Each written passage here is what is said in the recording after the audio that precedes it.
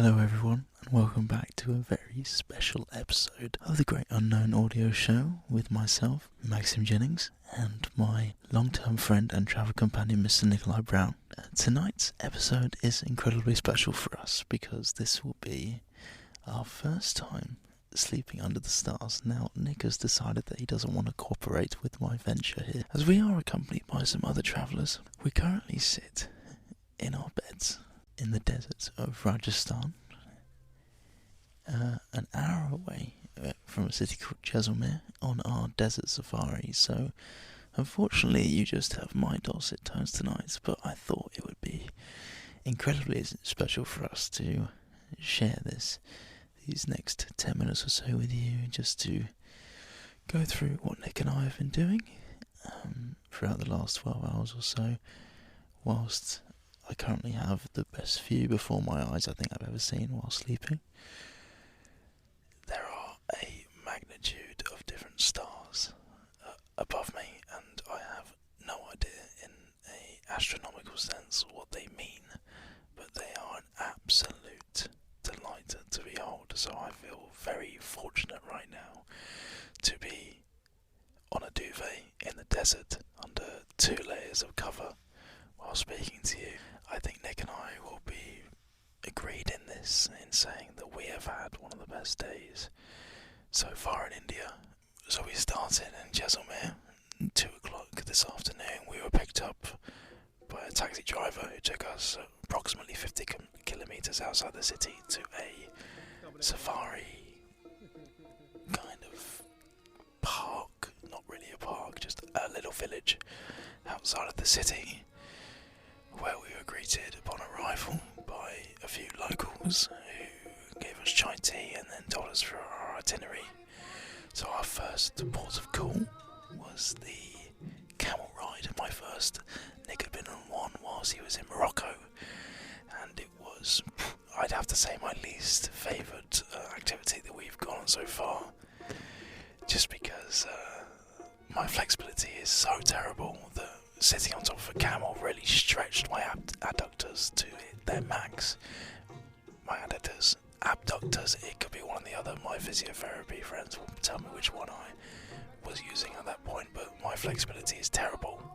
I can't touch my toes, I need to bend down before even trying to touch them, so it's pretty terrible on my behalf. So maybe that's just years of not stretching and not doing rehabilitation properly. But anyway, the camel was incredibly impressive, a very tame beast, and I was guided by what had to be a 12 or 13 year old boy who loved to talk in Hindi. So the peace and quiet element of a camel ride in the desert was not there, but it was still great fun. I'm sure Nick really enjoyed it. He always refers being on a camel similar to General Aladdin from The Dictator, who loves to be on top of some sort of animal whilst riding through towns or deserts. So he had a really good time. We then sat down and had a few beers, which they brought out into the desert for us for sunset, which was brilliant. And then on our camel ride back to the hub of our safari, I was then joined by my guide on top of the camel's hump, where he carried the empty and full beers behind me. So that was an experience. Lots of rickety racket going on, but good fun nonetheless. The camel is a very strong animal, and they like to go off course a lot, and walking in sand is not easy for a human, let alone a camel. So it was a bit, the terrain really tested my balance at some points. For those of you who don't know, I have terrible balance as well as bad flexibility. I didn't learn to ride a bike until I was 10 years old, so I was a bit wary. I love the fact that it still went nice and methodically slow, so that was fantastic. And then when we arrived back at our camp, we were greeted by some local villagers who decided they were going to play some music for us. So our main instalment of Just Take It In For A Second and the background music that may continue throughout, whether or not I continue to speak for an extended period of time, is coming up next. We had some female dancers and some male singers, so they're absolutely fantastic. It was very, I don't want to say stereotypical Indian music, but extended pitches, long notes of very well sung chords, so that was very exciting. So here's some music for that, and it will continue throughout, so I hope you enjoy.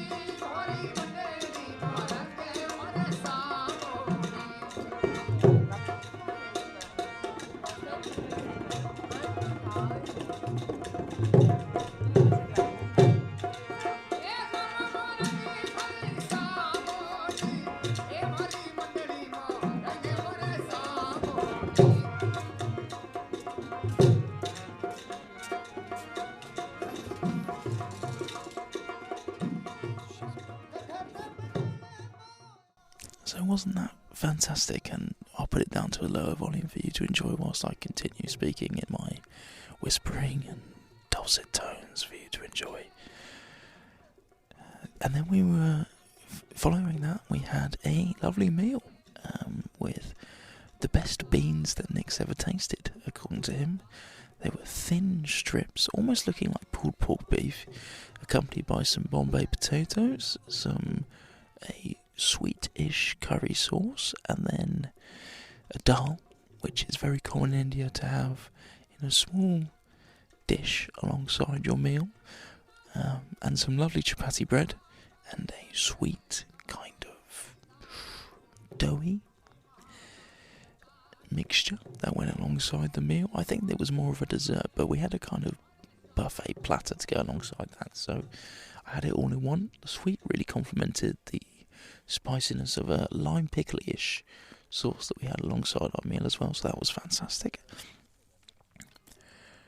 And now we're here after a short jeep ride through very trenched out sand tracks. This is our sleeping spot for the night. Nick and I both are lying on one duvet next to a tent. I also have my camping towel over me. So another reason to pack the camping towel is that it can act as an extra blanket if you ever find yourself in the middle of a desert with a little bit of wind and you feel a little bit of a breeze coming along. So it's great to have an extra layer so you feel nice and warm.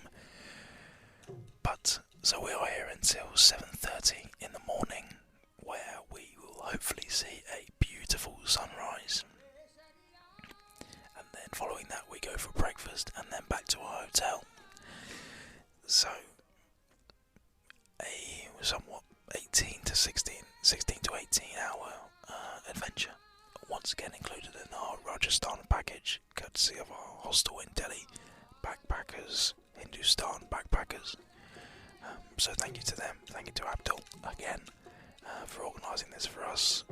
This has been one of my favourite experiences, a huge level of variety. Once again, a lovely drive out to the desert with one long strip of road, almost as if you were in Albuquerque, New Mexico, just going onto the Mexican border and not knowing where you were going. Cows in the middle of the road, goats running alongside you. We even saw some Buddhists from Thailand on top of a camel. I mean, of all the strange sights we've seen, that definitely has to be up there. 4 Buddhists riding camels. Absolutely fantastic. And now I am lying flat on my back, looking at stars that I will never be moving, but they are really something to behold. Not the clearest of skies, but yet they shine incredibly bright. And I think I will end this short but sweet segment here. I will definitely keep the music going to the end because there was a huge variety in it. I managed to pick up some good sound for once, so you'll have a nice soundscape to end this evening's episode. And maybe if you enjoy listening to these as you fall asleep, because they are so boring and so easy to sleep to that it almost becomes repetitive and enjoyable. So on that note, I will give you our first instalment of a new segment, which is What's That Hum? I've been practicing this with Nick because I feel like this is probably one of my God-given talents at this point, humming. And whilst I'm in a whispering tone, I may as well give you my first rendition of a song that I've been practicing very heavily. I will, first of all, give you the chorus, and then I will work my way backwards, and I'll give you another 30 seconds, and then some time to guess, and then I'll give you the answer. So, here comes the first instalment of What's That Hum?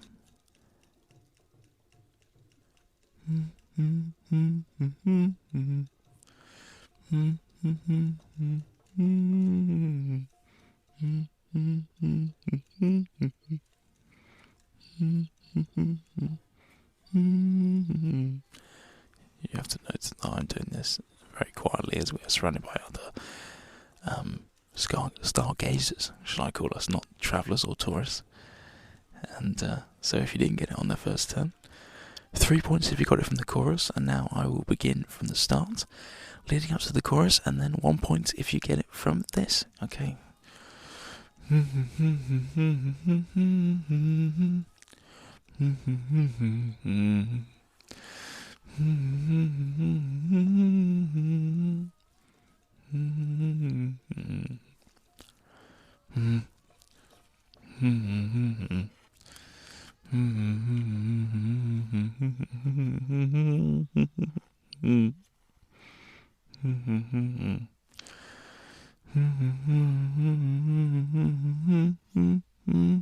Chorus.